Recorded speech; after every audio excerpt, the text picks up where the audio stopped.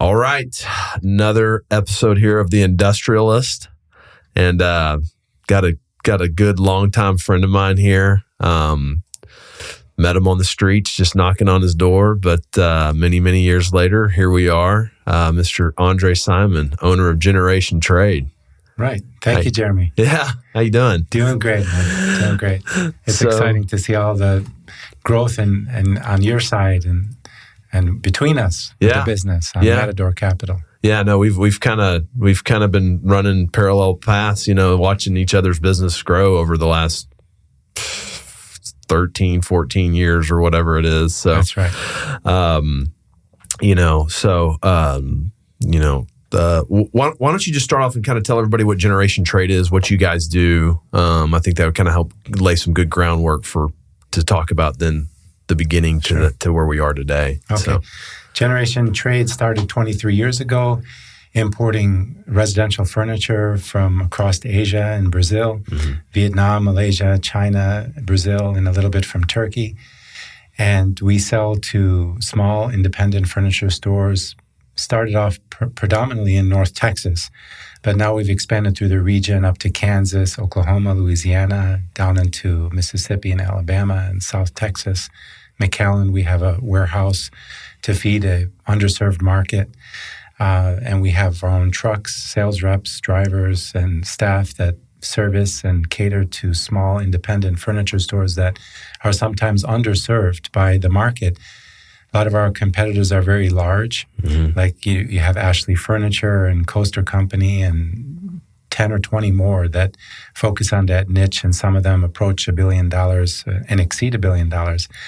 Our business is much smaller, but we've never dreamt that it would even come to this level when I started.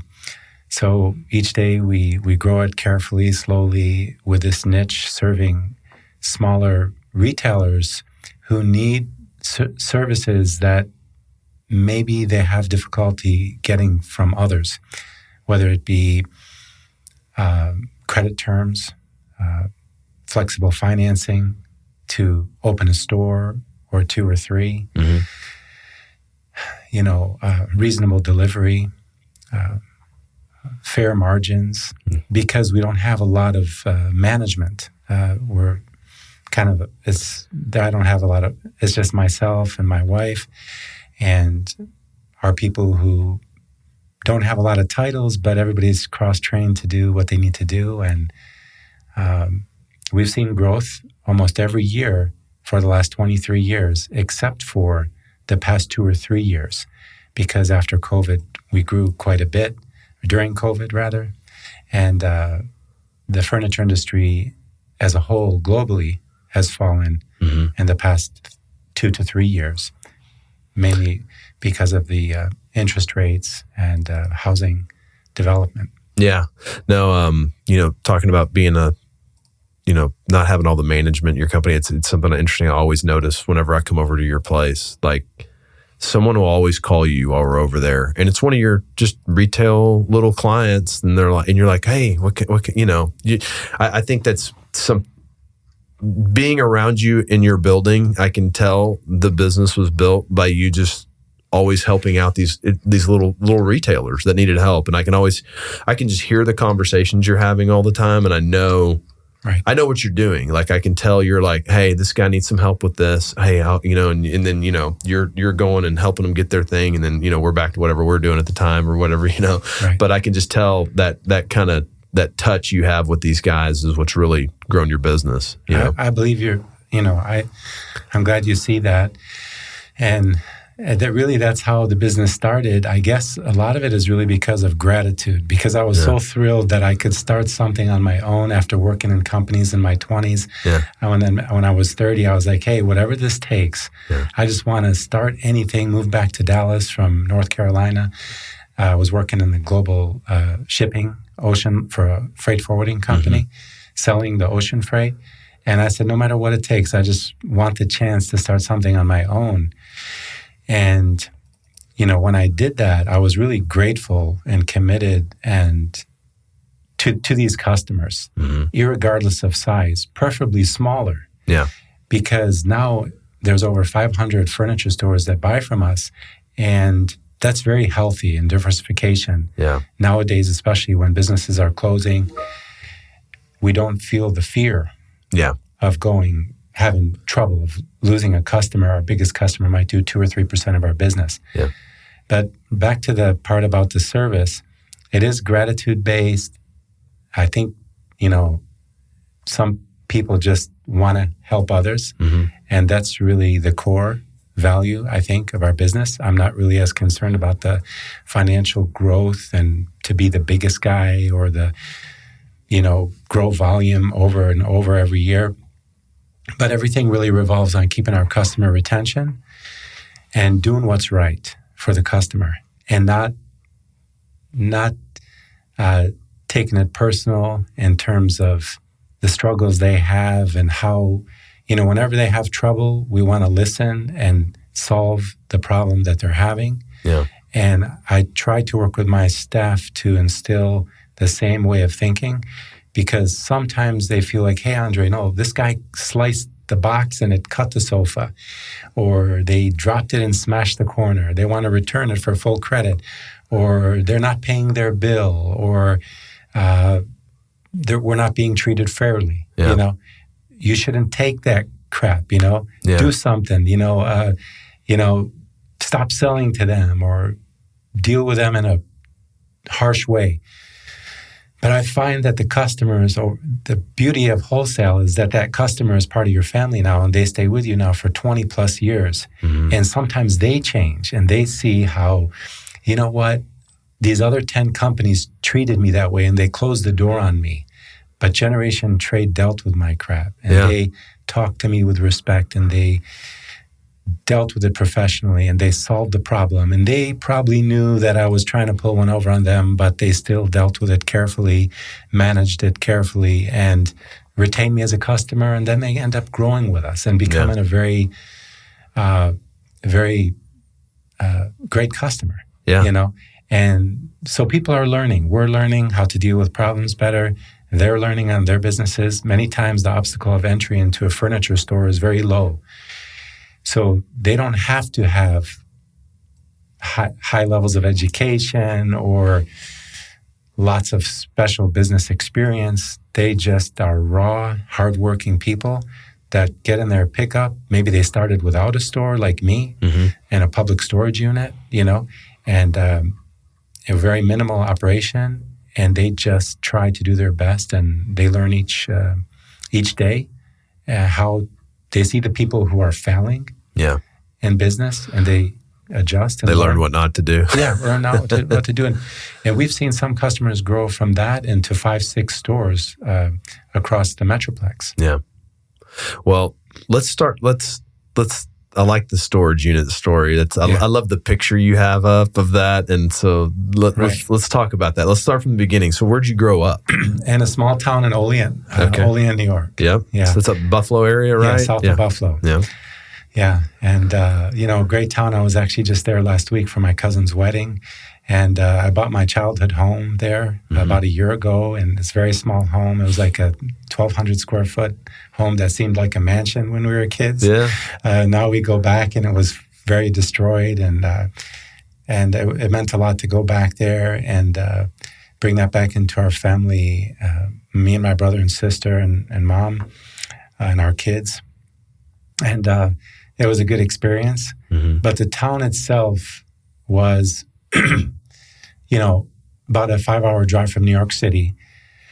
And back in 1890, my grandparents immigrated from what is today Lebanon, when it was the Ottoman Empire. Okay. So at that time, many people were leaving the Middle East because of the pressures, and it was a lot of people were leaving the Middle East at that time, and Europe. Mm-hmm. And so they end up going to New York City and working in different trade mills, producing garments, because the silk mills in my mother's village in Lebanon and my father's, where they're from, were predominant in that trade, in the textile trade. And I just learned of this, like reading an article not too long ago, how the textile industry in New York produced these sales reps who would get out there, peddlers, and they would go and sell to the industrial businesses out in the small mountain river towns of Western New York and Pennsylvania, et cetera. And they would sell suspenders and shoes and hats and trousers that they made in the city to all these industrial workers. And the industrial workers were working in petroleum and heavy industry in the early 1900s. And that's what my grandfather did, and all my 8 uncles. My father had 8 brothers, and they all were big, rough guys back in the day, before the Depression. Yeah. And that's what they did in this little town that was kind of booming. And then, so that's the Olean part, okay. Right? And it had a lot of impact on me and the choices of this business because my father died when I was 9 years old, and we're surrounded at our church by all his buddies, Yeah. And it was right across the street from our house. And those guys were mostly business owners. Mm-hmm. They owned the liquor stores and the dry cleaners and the restaurants and the bus lines, and Italian and Lebanese immigrants is what made up the town. Okay. And they were all kind of self-employed. And I always looked up to them. And I started at that young age trying to go and wax their cars and shovel their snow and rake their leaves and paint their houses. And we'd park cars from the high school events at the church to raise money for the church, and we'd keep half. Yeah. So it was very fun. That's what we do with our spare time, me and my neighbor, Max Bear. And that's how I chose to use my time. I used to enjoy working, mm-hmm. and I'd get excited to earn a couple dollars and save the money. Yeah. And I was very cautious with the money at a young age, because I remember like my mom, she went to take a loan for $10,000 in 1981 after my father passed and her father passed. Mm-hmm. And she said, I better get this money from the bank, Olean Bank of New York. And it took her 10 years to pay back. Okay. And I remember the coupon book that she had to submit the loans, and we'd go every month together. Yeah. Sometimes we'd skip school, She'd take us for lunch. Yeah. And she said, "Oh, come with me. We're going to the bank today. We'll have lunch. We'll make the payment." And I saw that money paid every month. And for 10 years, and it was like a fear that we had to, I was like, wow, Mom, all this money you borrowed to take us to meet your mother in Lebanon. Yeah. And, I was probably 10 or 11 years old. And she was committed to doing that no matter what. But to see what it took to pay that loan off and being in the situation we were with a very limited income, it was kind of, it made you a little scared. Yeah. But at the same time said, hey, we're going to get this done here over the next 10, 20 years. And we got to control our future because nobody else can do it. Yeah. Right? Yeah. It's me and my brother and sister. She was working at age 14. We're all driving. She was driving at age 14 because my mom, she didn't drive. She didn't read or write, didn't have education. So she relied on us to do everything. Yeah. So even write the checks in the house and everything. So it was, it was kind of a good experience, even though it was something people would look at and say, oh, poor kids, But the interesting thing is that all 3 of us grew up with that confidence and responsibility to manage our finances. Yeah. Because she needed us. Right. So that was really a blessing. That I don't think if it was different, I don't know what would have happened. Those are kind of life experience that I feel like I'm at this point with my kids that I'm like, God, I need to make them do some things like this because I remember one time, this is very same principle. My dad, we had a jet ski when I was growing up, and I took my friends on the jet ski, and I came back. My dad goes, "You need to write an income statement on what it costs to operate the jet ski." I'm like 15. I'm like, why are we doing this?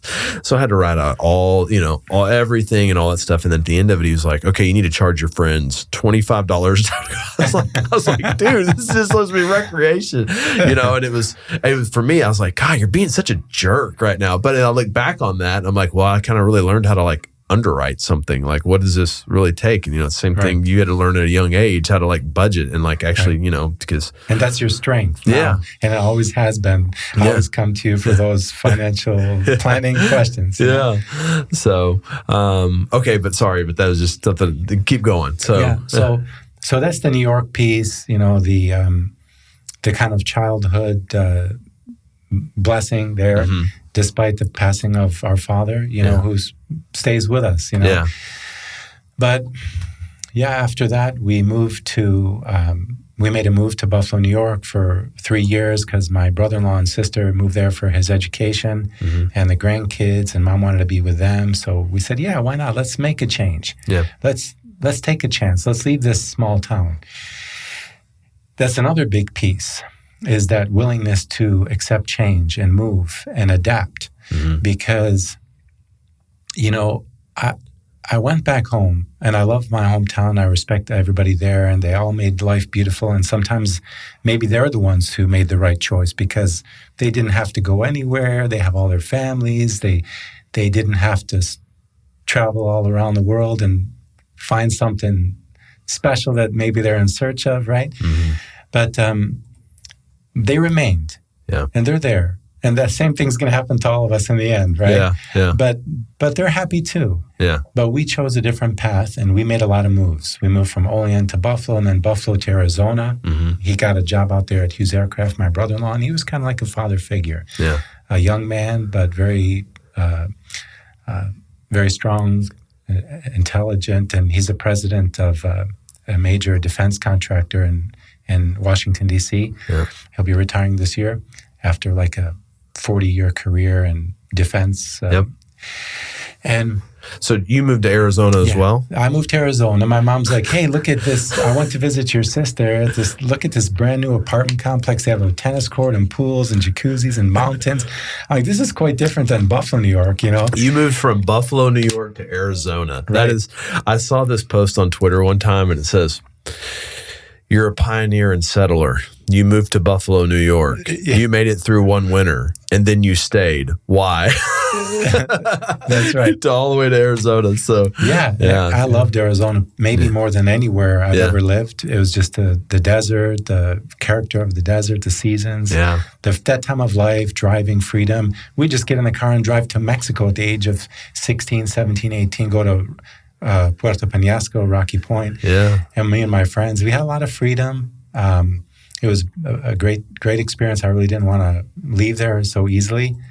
And then after college at the University of Arizona, studied marketing and business. And, at that time I was working at the Foot Locker at the age of 16 to 18, waiting tables at night in the Mexican restaurant and working in the days at Foot Locker and going to college. And it was a great time. And the rest of the family moved on to Texas. Now he got a job with E-Systems. And they're like, oh, we're moving to Dallas. I'm like, I'm going to stay here, finish school, and see what happens after college. And so I stayed, enjoyed it, graduated, got some job offers, and was kind of excited, hey, now things are starting to happen. I can go and buy a home or settle down or maybe start a family. I was 21. And everybody said, yeah, go for that, do that. Everybody I talked to. Yeah. And in the end, I said, you know what? I'm not going to do it. I'm not going to stay here. I took everybody's opinion, but it didn't make sense to me that I spent all my life studying with my nose focused, to what I was doing. And I felt like I really want to see what's happening out there in the world. Yeah. And I felt that it was the best decision I ever made. Even though people told me, be careful, the economy's bad, you have a good job offer, be thankful, etc., be safe. And I said, you know what? I have my education, I have my experience, I have my drive. Even if I have to come back, take a job for fraction of what was offered to me, I could regain, the loss. Yeah. You're young. You can take the risk, right? Yeah. So I had a little business on campus where I started. I wasn't the best student. I'd get like some B's and C's and maybe A's if I worked really hard. Mm-hmm. But some classes I had to study really hard for. And I said, in my junior and senior year in college, I really wanted to do better. I really wanted to improve my grades from where they were. And I said, I started making these really organized study guides for myself for sociology and anthropology and psychology and marketing and economics, where some of the books and material was so old you could hardly read it. Yeah. And kids were having a hard time with this particular article, and the class had 300 students in it. So I said to myself, I stayed up, I studied, I made these beautiful notes, and I thought to myself, man, I can share these notes with all 300 students. Yeah. I'm just going to charge them for what like a high price of copying would be. Mm-hmm. So they can't go reproduce and give to their friends. Yeah. So I asked the professor, I said, do you mind if I share these notes and make copies for all these students who were complaining about how difficult it was to read that article you gave us? And he said, no problem, go for it. Yeah. So I priced it like $1.50.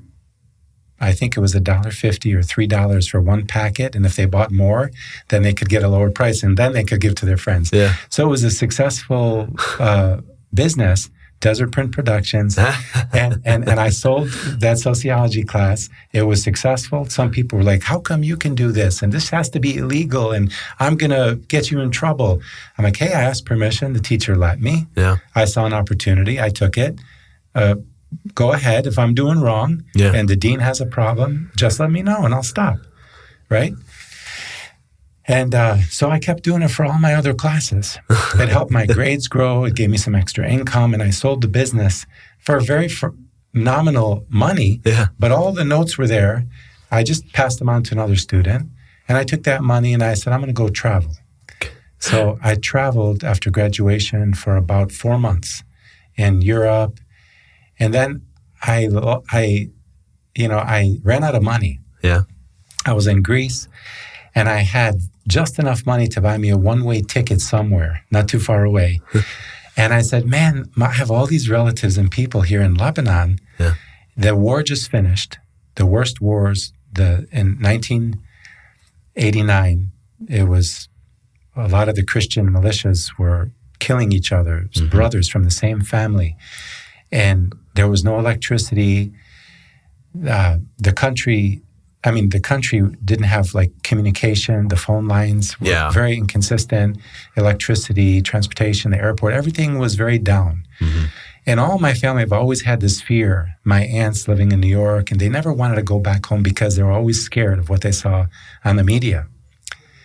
And I said to myself, I have this money. I can buy a one-way ticket on Middle East Airlines from Athens to Beirut on July 17th of 2001. What was it? No, it was 1992, the summer of 1992. And I arrived to Beirut International Airport, and I didn't have money for my taxi. And I didn't know where to go because I couldn't contact my mother's family. We just knew they left the village because the village was destroyed by other folks there and burned in 1988, and they all had to flee to the city. And we heard that they had this bakery in one part of town. I said, I think I could find them. But the one address I remembered was the name of the street of my brother-in-law's home, Sheratu Marza. And I just got in the taxi, and I told the taxi, take me to Sheratu Marza, the house of Victor Farah. And the taxi driver took me there. He starts going down the street. Everybody's outside on a Saturday playing backgammon and on the shopping in the streets. And he's asking. Finally, we find the house. I go up there, and I had to ask for my my brother-in-law's father, to pay for my taxi, because I didn't have that money. But I stayed there, and they took me in for a few days, and then I found my cousins and my uncles, and it was an amazing time for me to see them again, because my mom took us there when we were in 1980 but we really didn't connect as much. But I always wanted to go back and meet them. That's kind of crazy to think you did all that without a cell phone. Right. You know? Right. Maps and, yeah. You just had a street. Right, right. Hey, take me to the street. I swear. I mean, it sounds exaggerated, but I promise you, it's all, per the book. Yeah. And then for 2 months, I stayed with them. Mm-hmm. And I saw kind of what they were going through. And I admired a lot because they didn't have the opportunity for education. Right. None of them. But they were all very successful, even after being born in the war, living through the war all their life. They were able to be happy, fun, friendly, and everybody had their own business. And I saw them, and I was like, "Wow, this is something, man." I just took it in anyway, right? I still came. I enjoyed the time. I came back home, and I said, "Okay, now it's time to get to work." I studied. I need to find a job, make some money, figure out what I'm going to do with life. So to make a long story short, that 10-year period, I worked at Chase Bank as a loan officer. Mm-hmm. I worked with American Spirit Insurance, selling property and casualty insurance, inspecting homes, going into homes of families in East Texas and, Rockwall and Tyler, and they invite you in for dinner and offer you barbecue and tell you their life story. And I learned a lot from that job and those experiences. Yeah. Seeing the way people live and their values, and you see these all different type in the spectrum. Yeah. And how people would manage their home and their life and their expenses and their family and their kids. And for a young kid who really never saw that, it was quite the opportunity to get into so many homes. Yeah. And see how people are living. The real world. And what they're doing. And all their demographics and specifics based on insurance, right? Yeah. So, and you could draw some conclusions, of what you saw. And then I went on, it seemed every 2 years I'd work, save 60, 70% of my income. I was staying with my mother. She had a, 1-bedroom apartment in Rockwall. And I would sleep on the couch I stay with my sister sometimes. But I would want to save my money. Mm-hmm. And I was okay. I was comfortable. And I just wanted to save my money because I knew one day I wanted to do something with it. And I didn't really get up to big numbers, but it could always allow me the freedom to travel. So I'd leave every 2 years and try something. Yeah. I'd buy and sell cars in the nighttime after my job at the auctions. And then I would do all kind of crazy stuff. Like I'd go down to Mexico and get a truckload of blankets and give them to my nieces and nephews. And on Saturday, take them and sell blankets and things we'd bring in just to make a little bit extra money. Yeah. And then more job opportunities came with probably one of the best experiences, as you mentioned earlier, the documentary. Yeah. In 1995, I was working at the bank. And fortunately, it was the only job in my life I was ever let go. Yeah. And I was let go, I think, for a couple of different reasons. And this is like a really interesting lesson. Yeah. I'm a very open person. Anybody knows me, maybe I say too much, too transparent, too open with everything. And I just found that I never lost from that. I only gained people's trust, and people know where I stand. And so in the bank, I was the same way. Yeah. And I think kind of independently, it was a bit too structured there, let's say. Right. All the rules and all the things. All the corporate it was part of it. I just knew that I didn't fit in. Yeah. If you came to open a bank account with me and I had a good feeling about you, but you only had one form of ID instead of two, I would say, you know what, look at this guy. He's got A, B, C, D. And I'd make my own decision whether I want to open your bank account. Just because you didn't have a library card or something, it's not going to change my mind. So I'd open up your account. Right? And so that wasn't good for the bank. They needed that library card. So not that I'm criminal, but sometimes you have to use your judgment. Yeah. And I think it's that mind frame that allows entrepreneurs to step outside the box, do things that are not normal, not wait, academically. Yeah. Also, we're not always the brightest and the straight A students on the, magna cum laude. No. Sometimes we just roll that way, and there's a certain gift in each skill set with each person, and those are the things we're dealt. Yeah. I didn't have the ability to ask for the library card. I felt it would not be right. Yeah. So anyway, I had to figure out what to do. Yeah. And I had about 20 grand saved up, not a lot. And I said, what am I going to do now? So every time I've traveled to Lebanon, people would ask me, they say, what do you go over there for? What's over there? What do you do? Yeah. Are you involved with something or, And I'm like, something, if you could only see some of the things that I see in Lebanon, it would blow your mind. You see nothing but religious strife, war, political problems, and you associate so much from the media. And those things are true. Yeah. Those things are true. I'm not saying they're not. But it depends what you want to put your focus on. Sure. You want to look at the crap, you can point your camera in this direction. Yeah. If you want to look at the good things in Jeremy or in Isabella or in Lebanon, you can point the camera on her best part or your best part. Yeah. And that's what I saw in Lebanon. That's typically how I see everyone and everything. I choose because that's my choice. Right. Whether I want to look at what's wrong with you or look what's right with you. Yeah. And I think that's also very critical in business because you have to be optimistic. Yeah. And if you think negative, then you'll bring negative. And really, that's a blessing. I know it's hard many times for people to do that, but that was my choice. That's what I saw in Lebanon. Maybe I'm a little bit crazy. And even the Lebanese, and people say, what do you're from Dallas, Texas. Yeah. Why would you leave a job at a bank or, leave this opportunity to come and do this? Well, for me, it was probably even this business I'm running now. Yeah. Maybe this little documentary thing that I did was just as rewarding intrinsically, if not greater, than a 23-year span of running a company. Because as a kid, Mom is so proud. She came here in 1959 to the U.S. She's more American than anyone. She's very patriotic of this country. Yeah.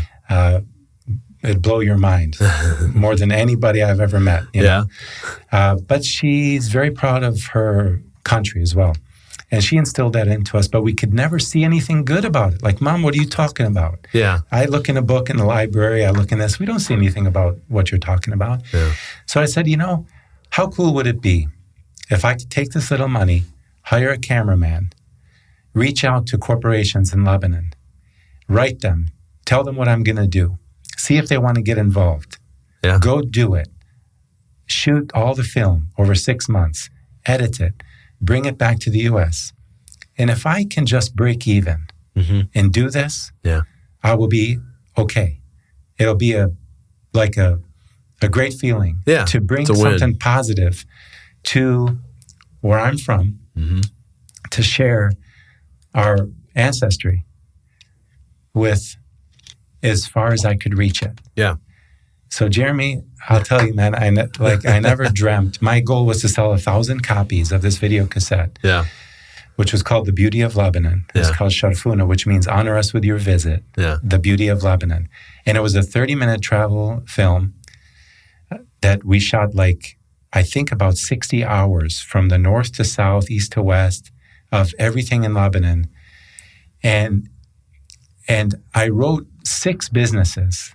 The bank, I wrote Middle East Airlines, the Ministry of Tourism, food companies. I said, this is what I'm going to do. This is who I am. This is what's going to happen. Yeah. If you'd like to play a part, we'll include your company in this video, and you could be a partner in this kind of honorable work. Yeah. Nobody answered until my plane landed on Middle East Airlines in Beirut.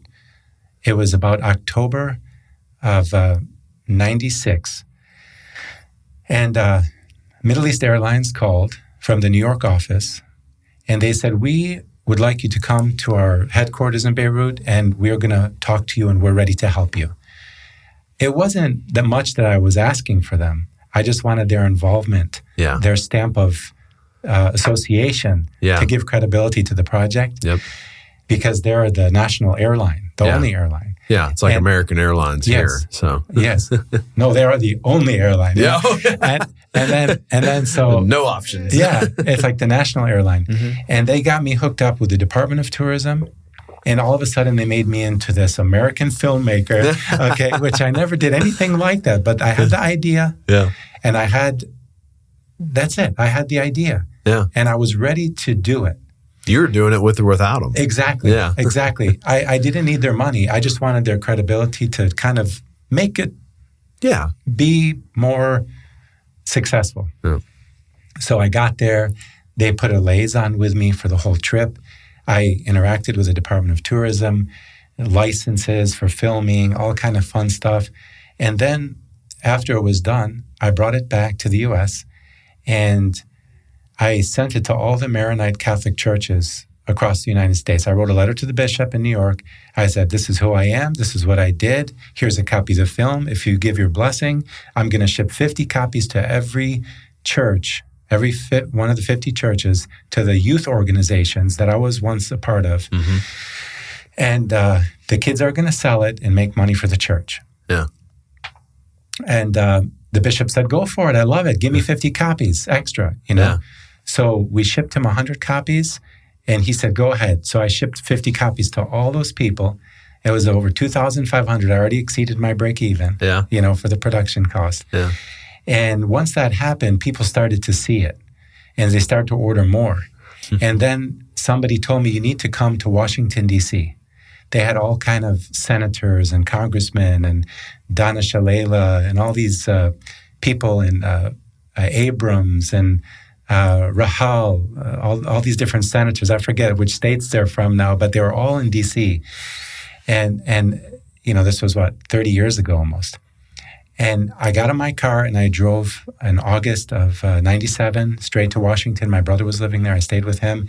And I spent a month in Washington promoting it with the American Task Force for Lebanon, which was a political lobbyist group with all these other people. The Renee Mawad Foundation, who's like a nonprofit as well. And then I said, if this works here, it's probably going to work everywhere. Yeah. So then I went back to Dallas and I said, okay, I'm going to go to every country in the world that has a Lebanese diaspora in the millions. Like in Brazil, they have 7 million Lebanese that left. Today, there are 7 million Lebanese, not direct, like third generation. They're like me, Yeah. And they are curious. They remain in touch with their culture. And so that's the unique thing about it. Yeah. They all are hungry and thirsty to see more about their mother and father's homeland. Yeah. So I started with Montreal, Canada. I did that for 30 days, and I got on the media, the TV channels, the newspapers, going to churches, mosques, grocery stores, and then I would sell the rights to the video in that country for somebody to keep selling. Yeah. And then I went to Venezuela, Caracas, Venezuela. Then I went to Mexico City. Then I went to Sydney, Australia. And then I went to Rio and Sao Paulo, where the biggest population was. And then I took it finally, after 2 years of doing that and selling the video and the rights in those countries, I took it to Lebanon. Yeah. And people say, well, what are you going to do? Go sell a cassette about Lebanon to the Lebanese? No. All those 12 million immigrants travel to Lebanon in the summer. Yeah. And that's the bloodline of their economy right now, is these successful Lebanese living abroad going there. So basically I put it in the airport duty-free shop and the museum and all the touristic sites. And then they put it on the TV. Okay, and like all these TV talk shows, morning talk shows, I would go on and talk, So I was like, man, I can't believe this is happening. I'm actually going to go and have an interview on national TV in Lebanon in Arabic. I learned how to speak Arabic after the age of 21, so I'm fluent in Arabic. I don't read or write, but I can speak fluently. Yeah. And so I did that, and then all of a sudden people start calling from the viewers. And they started inviting me. Hey, I want to talk to you. I want to meet you. I have this project, or I want you to do this, or can you help me with that? And this one guy called me. This is another kind of life-changing moment for me. And I know I'm probably going on too long with all these things. This is cool. This is cool. Keep going. So, when I talk about generation trade, I may not get as excited. Yeah. And you can feel from the excitement when people tell a story about their passion, right? Yeah. This is something. But it all translates to the final current last 23 years. Yeah. And it gives you an idea of the impact and influence and role models, you know. Yeah. But this guy, he just told me to come to his office. He didn't give me any details. And I'm like, okay, who is this guy? And his name was Pierre Abu Khatir. And he grew up in very similar circumstances as myself. Mm-hmm. And he went to college at the American University of Beirut. Then he moved to Taiwan at a young age. He worked for Trans-Mediterranean Airways, and then he started his own Globe Express Services, a global freight forwarding NVO selling ocean cargo space to U.S. importers, Trans-Pacific. Okay. And he grew very large, became extremely wealthy. He was about 70 years old. His health wasn't good. He didn't have any children. And he moved back to Lebanon. And he just sat there for years as he knew that his health was declining. Mm-hmm. And he started inviting and calling on all the people in his country and community to influence them and give them and donate. Extremely generous human being. Mm-hmm. He built children's hospitals at the American University of Beirut. He's probably one of the largest donors for the St. Jude in Tennessee, the Mayo Clinic, and girls' schools in China. Mm-hmm. Just everything he had, he gave away. And he called me like nothing. Yeah. And he told me, laughing, whatever you want to do, I'm here to support you. Oh, cool. You tell me what movie, what you want to do, what's your next project, and I'm going to give you what you need. And I told him, Mr. Pierre, I'm not a filmmaker.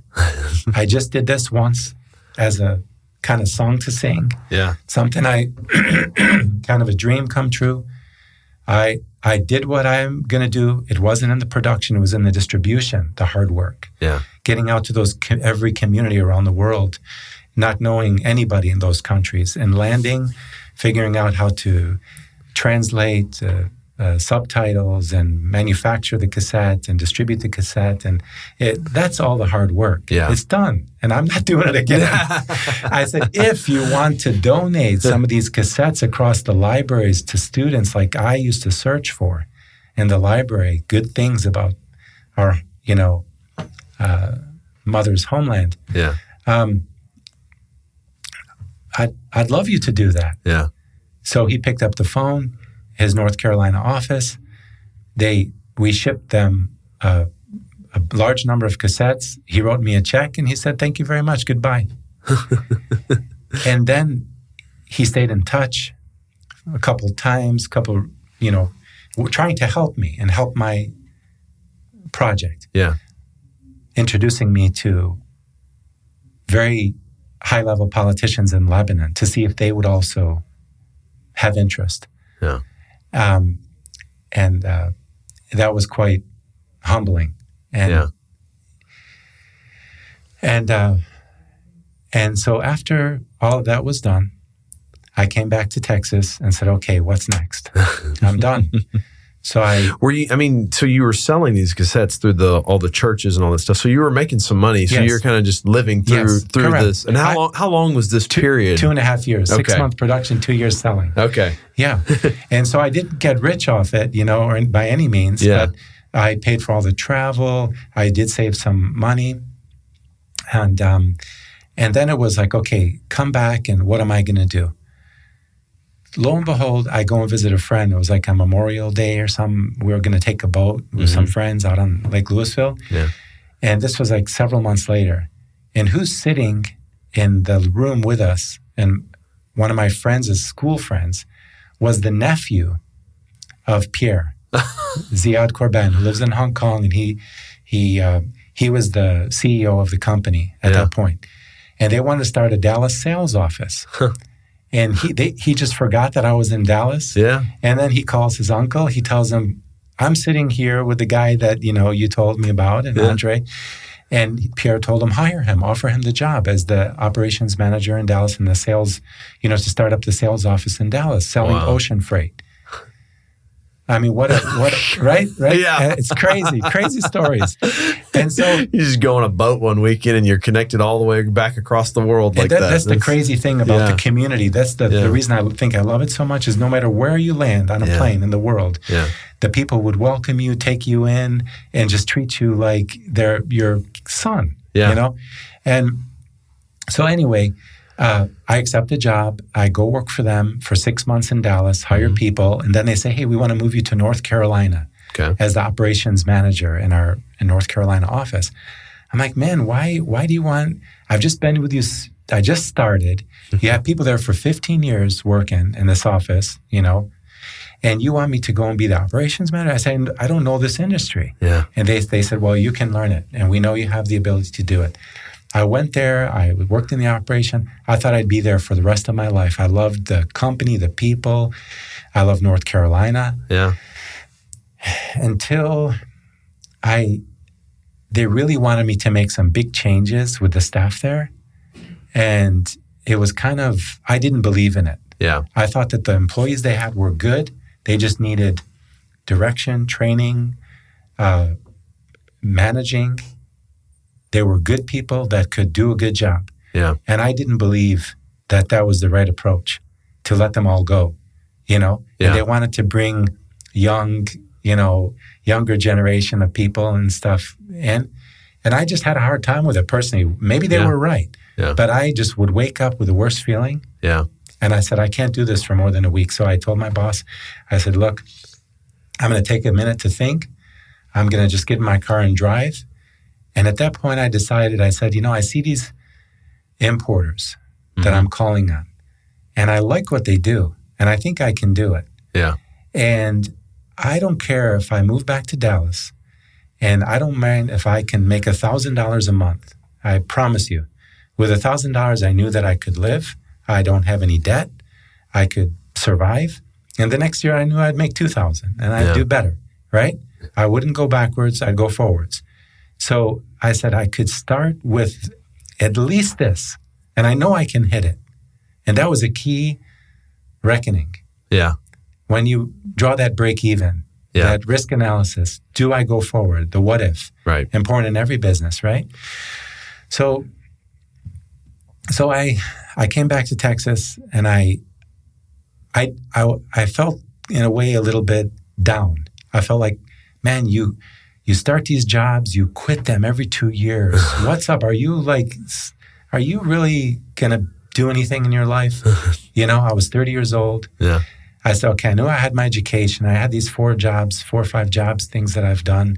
I was proud of that documentary, but I was 30 years old and I really didn't have much.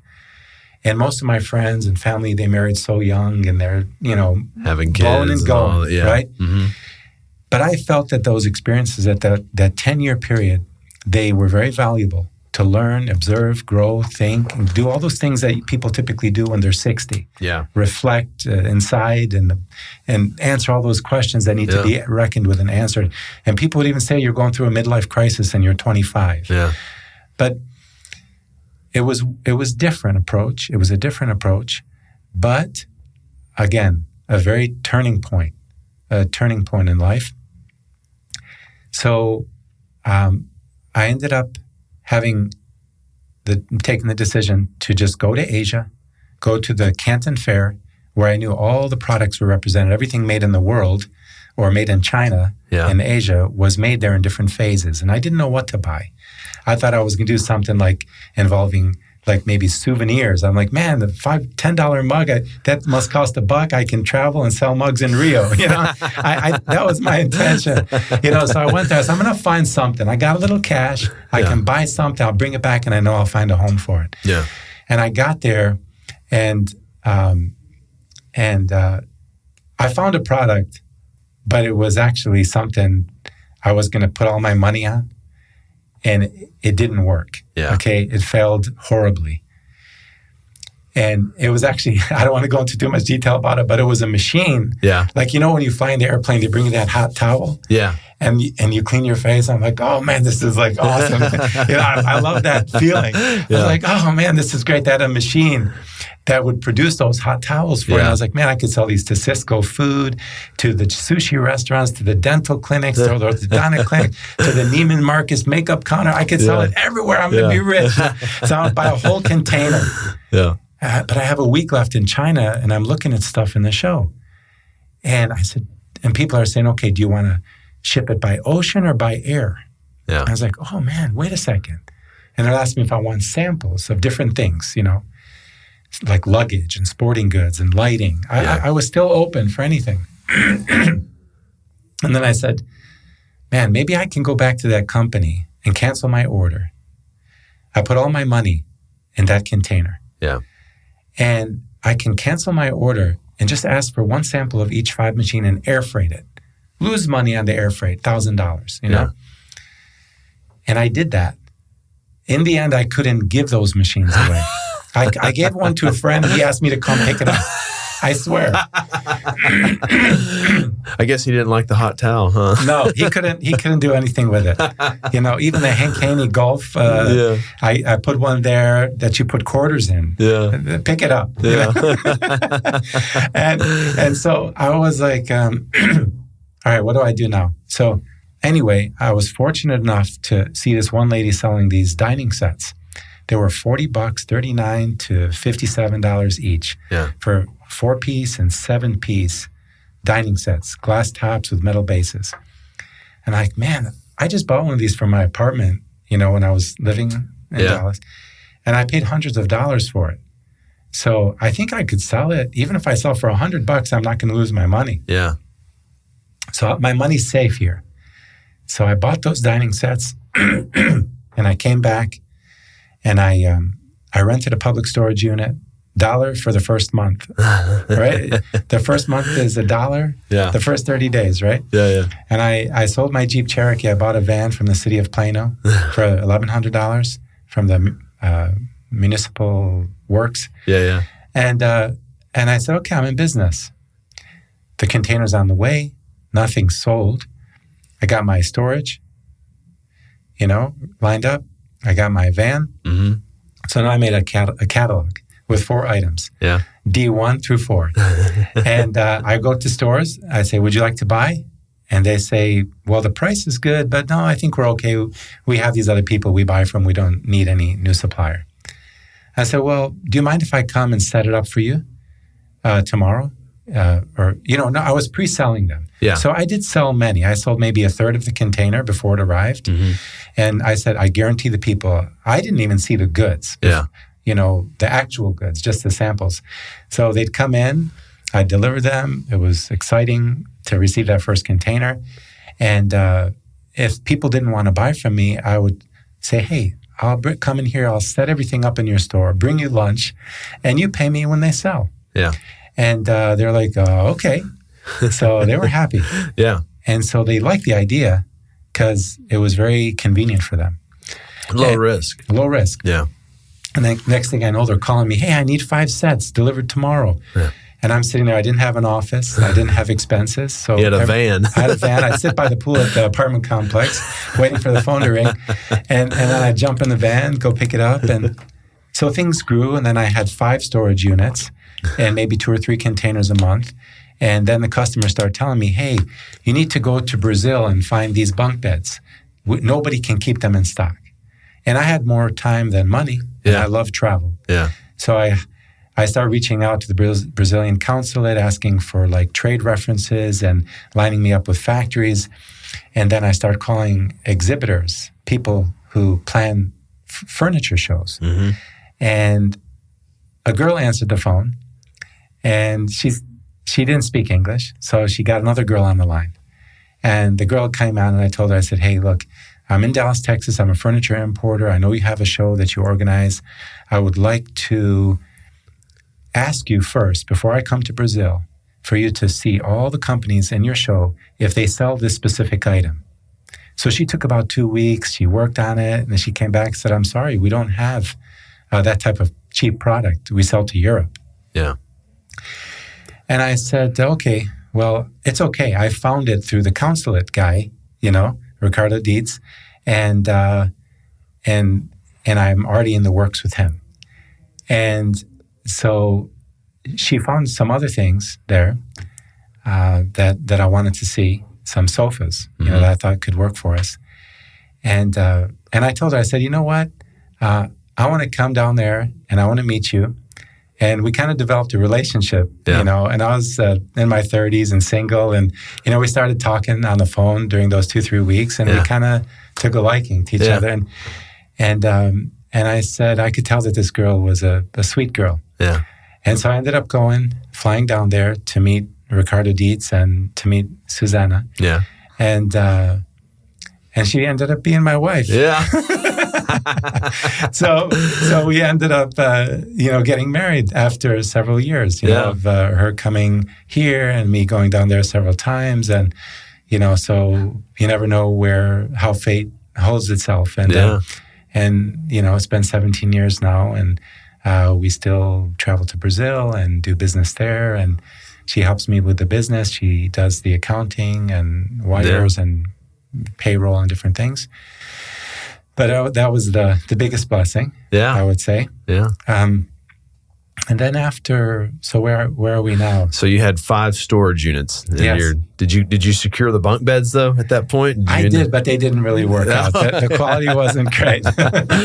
So you're in 5 storage units. You're like, oh, I can expand for $1 a month. Right. But now it's taken a lot of time, and I would dig through those units. Like if somebody wanted a product in the back and it's stacked high, very inefficient. It was hell. I mean, in the hot 104-degree weather, climbing inside that storage unit. I did that for about 1.5 years. Okay. And then I leased at Prologis, Richardson and Arapahoe Road, near International. How many square feet did you lease for your first 5,000 square feet. Okay. And it had one dock, and I was in heaven. Yeah. I was like, wow, it had an office with air conditioning. This is real now. Yeah. And it was great. Rent was affordable. I want to say they did like a scaling for 3 years, a stage step, $1,700, $2,000, $2,100. And it was all very in line with my expenses. Yeah. And it was near a little house that I bought. We could walk to work even, small little fixer-upper there in Richardson. And then quickly after a couple years, I started importing some bedrooms from Italy, and that company got really behind me, and they wanted to help me grow and give me product and credit terms and this and that. So I needed 10,000 feet down the road, like 2 years later, maybe 1.5 years, 2 years. So I expanded to that, renting. And then John Gardner and Ian Russell lined out 17 buildings as we ran out of space, and we went toured them. And I saw the one on Majesty, 1211 Majesty. And it was 30,000 square feet, and I thought it was insane. Yeah. 30,000 square feet, and to buy a building for, I don't know how much it was, maybe it was $890,000. Yeah. Something like that. And, and all of a sudden I was like, wow, this is real. I think it was after maybe 6 years of being in business, and 5 or 6 years.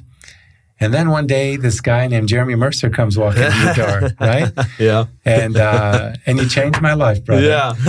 And you showed me, I thought I was looking for something much smaller. And we took a long time looking at many properties. And I was going to buy that one near the Galleria for like $110 a foot, and I had to get some money from family because I thought, wow, it had 17 rentable units. I could be a landlord, rent, and use a 60 or 80,000 square foot warehouse that didn't have as many dock doors or land or storage. And then one morning you called me and said, hey, I got this building to show you for $20 a foot. Yeah. And we went out there and it was filled with black dust from this metal operation and pallet manufacturing. Yeah, big pallet company. Yeah, at 2101 Union Bower, which is our current home. Yeah. And 150,000 square feet, which was, 5 times what we had. Yeah.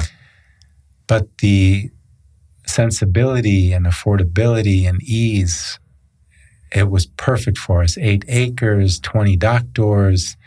Matter of fact, I couldn't use all the 150 feet, so I thought I could still be a landlord, use 50,000 or 100,000, and rent the other 50. Mm-hmm. So I think you found me Pachugo ice cream to rent for $2,000 a month, dead storage. Mm-hmm. And I was like, man, that just doesn't sound right. Yeah. You know, even though it would have been good, decent little income. Yeah. And I said, what can I do here with this extra space? So I said, it'd be really nice to diversify and manufacture something in this city. Mm-hmm. And I love going to factories in Asia and seeing, very exciting for me to tour factories, probably one of the things I love to do most. Yeah, I bet that is seeing neat. all the action and production and planning and samples and design. And it's really energetic. Yeah. You know, really energizing to see that. And I said, you know, even if we just produce a few pieces, it's better than $2,000 a month. Yeah. So we started Simon Bedding, manufacturing mattresses. Yep. And I was lucky to find the gentleman, Hector Sandoval, who just got let go from a very large Corsicana Bedding subsidiary. Mm-hmm. They closed down in Carrollton. And he was ready to work. And he was excited and stayed in touch with me and convinced me that, and made me confident that he would be reliable and successful in this venture.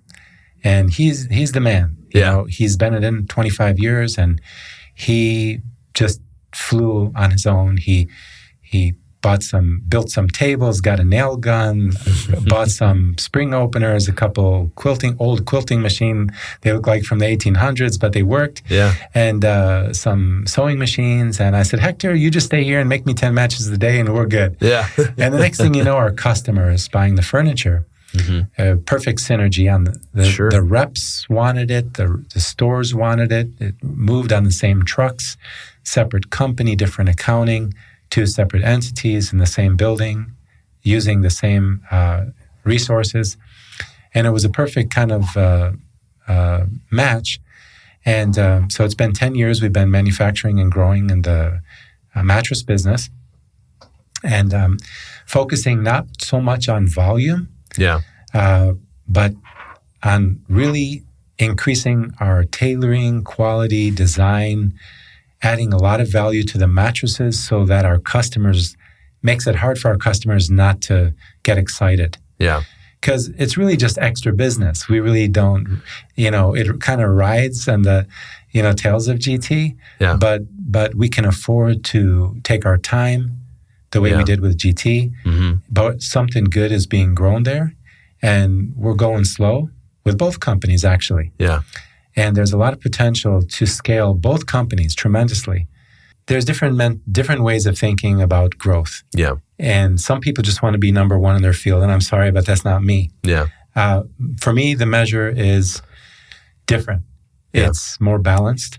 And if you asked me 5 and 10, 15, and even 20 years ago, I never would have dreamt that the business would keep growing. So it seems that whenever we think we're not really idle, but maybe we're not growing right now. We're working and achieving many things during a time where we don't see a lot of growth sales-wise, but we see a lot of growth in other measures. Relations with the customers, technology, website, catalog, vendor relations, cash, operations, logistics, warehouse, trucking, not operations, processes. Yeah. All of those things, we seem sometime to need a slower time to focus on those so that when the demand comes, we're prepared to serve it properly without losing our customers or having bad service. That's a, process. It's when I think we're guilty of this, but sometimes when it gets really busy, you sometimes fall out of process. So it is good for those times to breathe, to be like, oh, man, we kind of screwed that up. Like, why did we screw that up? Well, we screwed it up because we fell out of our process. Right. You know what I mean? So it's you're kind of always honing that and tweaking that. And so I think even though you might be at a point in your business where it's like, hey, this is comfortable and we don't have to do anything, there's always something to work on, Right. Right. So, but one thing I want to touch on, and this is something that I learned, and it's kind of funny, I'm sitting there thinking this right now. We're speaking of everything. We're sitting on a generation trade table right now. Yes, it's the boulder. And but when I was when we were looking for your building, we were you're in 30,000 feet, and we were looking for like 50 to 60,000 feet. Right. And one of the best lessons I learned in my real estate career came out of this was there was a building you found, and man, there's nothing that makes you feel worse as a broker is when your client finds a building that fits them that you didn't find, And so I was like, I don't know how I missed that. And so anyways, what made it even more upsetting was you're like, hey, check on this building. And I'm like, how did I miss this? So I check on the building. It's already been agreed to, fixing to go under contract. And this was that building in Carrollton. I don't know if you remember this building. We went and drove it, and you were like, and then so I was like, okay, well, I'll get the info on it. And I remember I had to come back to your office and sit down. I was like, hey, it's under contract. And I was very upset with myself. I was very just like, I failed here, I screwed this up, and I was so mad at myself. And you were just looking at me like, it's under contract? I'm like, yeah. And you're like, so we can't get it? Like there's no, and I'm just, like you kind of asked me the same question like 3 different ways. And I was just like, God, I'm just dying on the inside. And, but what I did is I was like, yeah, no, it's under contract. It's no big deal. Like, so what I learned in that situation was, if I would have made a big deal out of it, you would have made a big deal out of it. But I was just like I was like, I gotta stay real cool through this because I kind of screwed this up. I don't want to get fired, And so I was just like, yeah, it's under contract. And then you were like, oh, okay. But I feel like there's a lot of times in situations now that I learned that lesson is if you make a big deal out of something, the other party will make a big deal out of something as well. Right. And so I've used that a lot in situations where I'm like, okay, well, is this really that big of do I need to make that big of a deal of it, or do I need to, and so that was like very important lesson I learned is how, because there's a saying that people respond in kind, Yes. So if someone gets very aggressive with you, you're gonna get very aggressive with them, and then vice versa. On the flip side of that, if you're very accommodating for someone, then, they'll work with things for you. But that was a big lesson I learned in that transaction. And then when we were negotiating on Union Bower, I remember I was like, God, this, this is, we're negotiating that deal. And I remember, I think we were sitting in Freshella, which is our favorite little restaurant. Right. And we're sitting there, and I was like, we were like $50,000 apart. And I was like, Andre, they want 2-3, and you're like, so you're ready to confront the difficulty. I'm sorry.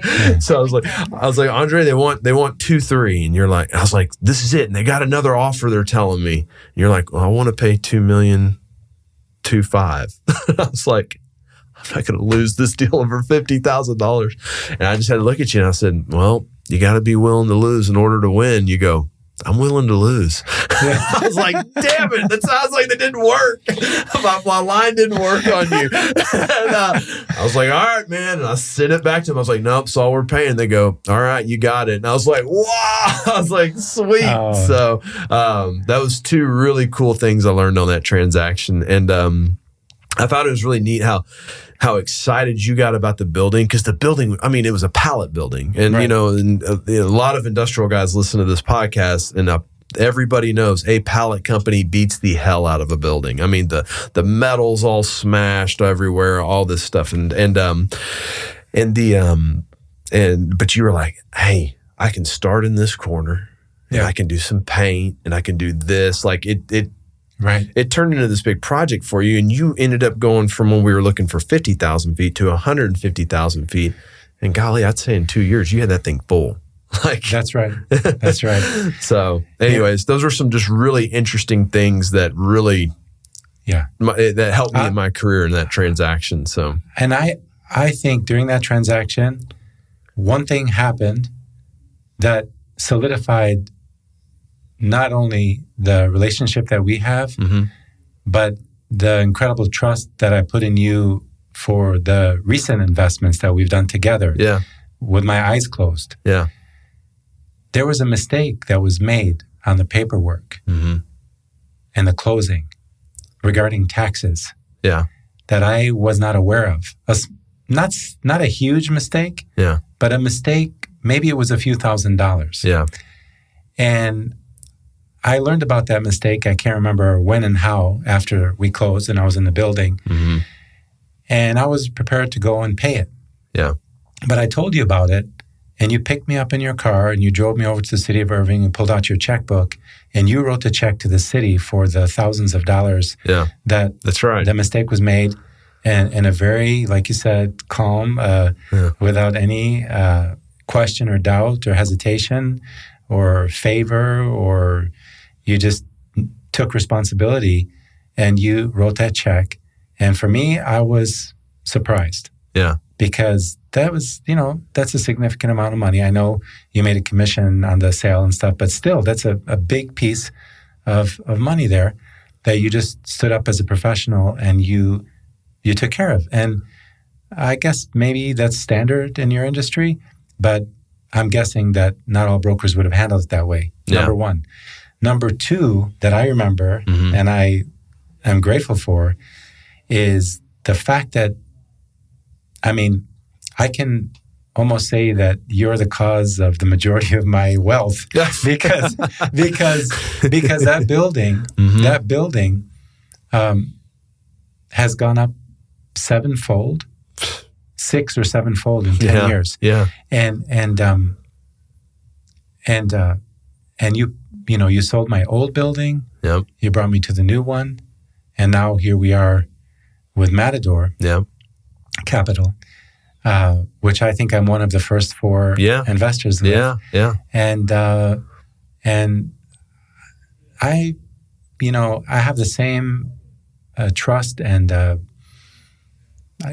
you run with it. Yeah. Right? You run with it. And I think a lot of our people the people I brought to the group, mm-hmm. and probably a lot of your investors probably have a similar, maybe a similar outlook with you.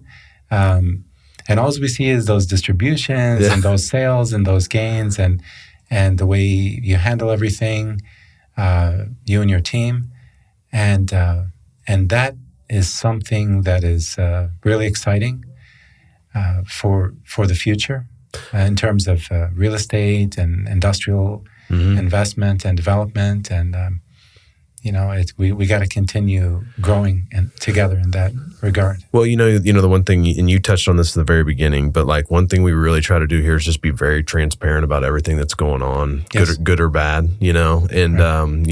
It's kind of, you touched on it, that transparency, it breeds trust in everybody, right? It's like, not every deal always goes according to plan. Some of them go way better than planned, and some of them go a little less than planned. We usually try to mitigate the downside by going in right, on the deal. But at the end of the day, we always get it figured out. And, a lot of my people now, they're just like, I don't even, I don't even know what we're buying. Just I'm sending it because it's, Right.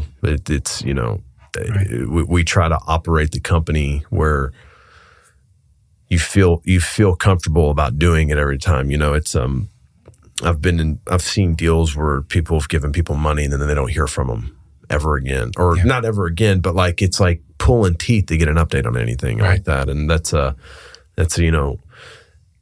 of like, you're talking about the continuous improvement within your business. We have things too. It's like, I'm in the process of like a project working on bettering my asset reporting to everybody. And I always kind of say, some investors care about that and will read it.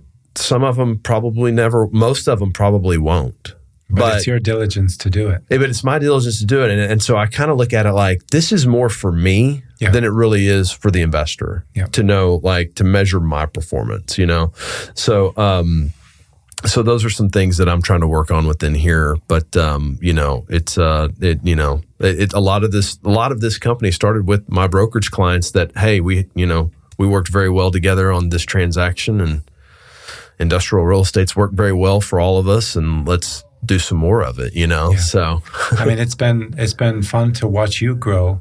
I know all the different steps of your original steel business from with your dad, and then the one in Brook Hollow, and then hitting the streets and knocking on doors pretty heavily during that 10-year, 20-year, I don't know, period. And then transitioning over into the steel business again and having some challenges that you overcame, and then now into this higher level investment group, which I'm happy for you, and I admire your dedication and energy that you give to it. It's inspiring for me. See a guy who wakes up 5, 6 in the morning and works hard till night, and all day you're going, but you can tell that you love it.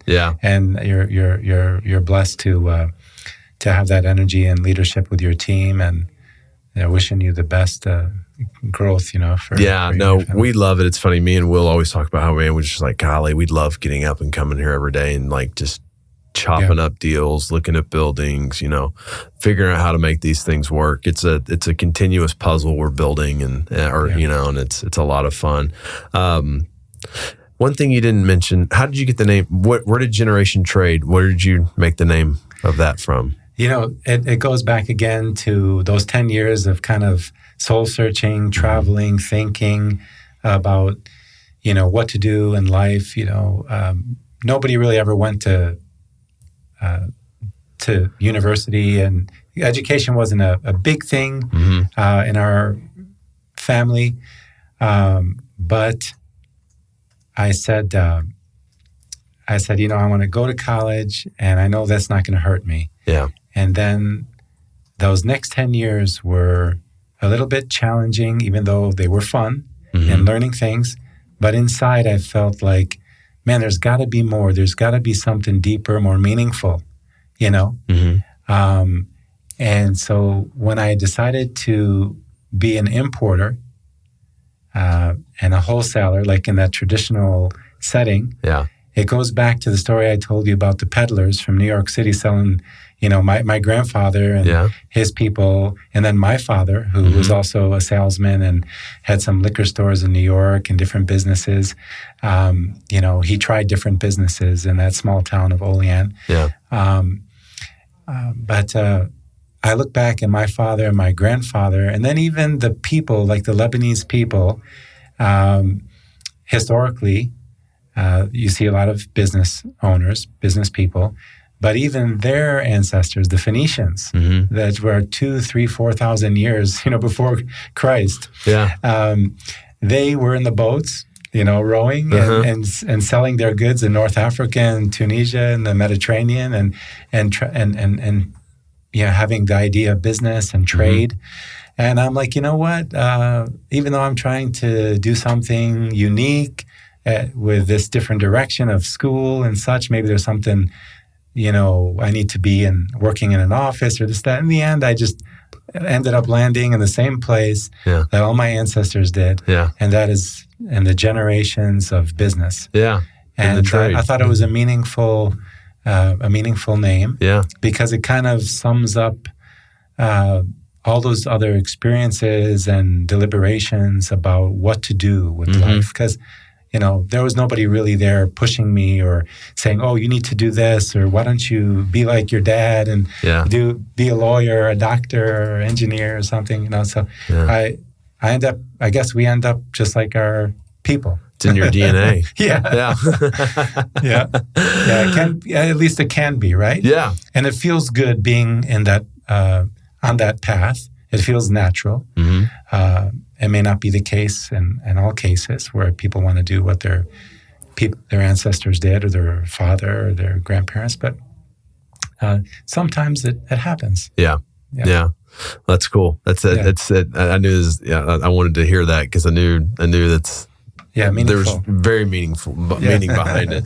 So, well, man, this has been really awesome. Like it's your stories. It always amazed me. The transaction was one of my favorite transactions in my real estate career, and just it was so interesting seeing how just you never one thing let's talk about one other thing I learned in your transaction is you never know. Clients will give you parameters. They'll give you geography and size, right? But sometimes if you stretch those things, there's options. Like 150,000 feet was not on the radar. No. Like at all. Right. And, but, it was just like, hey, this is kind of interesting, you know, and here we go, Yes. So that was another kind of lesson I learned out of that was just, you gotta push some people in some different directions on some things, because sometimes, when someone's hiring you as a broker, they expect you to be the expert in this situation. That's why they're working with you and letting you handle this size of a transaction for them. And, sometimes they don't know what they don't know about their own needs, right? To a degree. It's like, hey, I only need 50,000 feet. It's like, well, I know this is different, but like this could work, Yes. And so I even advise my customers now, do whatever you can to buy your business property. Yeah. And especially in this, market of Texas and North Texas and even Oklahoma and other places, as I mentioned to you before we started the interview, I've learned recently that some of our competitors in the area can no longer afford the rent. It's extremely high. Yeah. For a lot of these, because the margin in our business is not so big as a wholesaler. Yeah. And if the real estate becomes such a big portion, then their pricing is no longer competitive with others. Yeah. And people in Class A buildings that are renting right now in the Metroplex are going through some trouble right now. And the profitability may not even exist or not be so great. That's the one thing too. I'm glad you said this because this is a very important thing I think for business owners is to own your own building, because sometimes your business isn't worth anything at the end, or no one wants it, or there's no one to take it over, or, and at that point, all of your wealth is in that building. Yes. So I've seen many a times where, I've lent money to businesses that had so much value in their building, they needed working capital. So I gave them, attached a lien on their building for working capital. Right. But I'm looking at their business going, golly, all your wealth has been created in this building, and you've been sitting here in this business, and that business it's not really going to make it, or it just doesn't make a lot of it. It pays, it makes the owner a living, right? And he doesn't have to go work for someone, but at the same time, the wealth creation is in owning your own building and mitigating your downside, like you're talking about right now. Right. That's another thing that I see now when someone wants to go sell their company. I'm like, can you afford the rent? Could the next buyer afford the rent? Yeah. Right. Hey, your company's netting, $300,000 a year, but your rent's about $150,000 shy of what it should be. So the value of your business just got cut in half because of the market rent on the property. So those are some things that I always look at, like, if you're a business owner, you got to stay in tune with what's going on in the real estate market, because maybe even because you own your own building, it still affects you if you're trying to exit your company.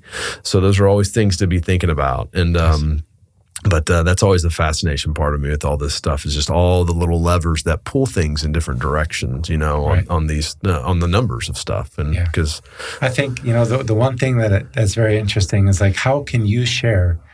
And I remember one time you told me about at the Dallas Cowboys club there, you were going to get together with a couple players and put together some program for young people to learn about business and investing.